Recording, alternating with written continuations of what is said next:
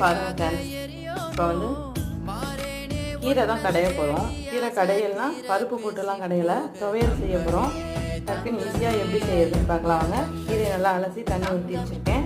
பாருங்கள், தக்காளி, வெங்காயம், மிளகாய், பூண்டு ஊற்றி வச்சுருக்கேன். கடாய் அடுப்பில் வச்சாச்சு. தாளிச்சிக்கலாம். சாதம் வச்சுருக்கு. வாங்க அடுத்து என்ன பண்ணலான்றதை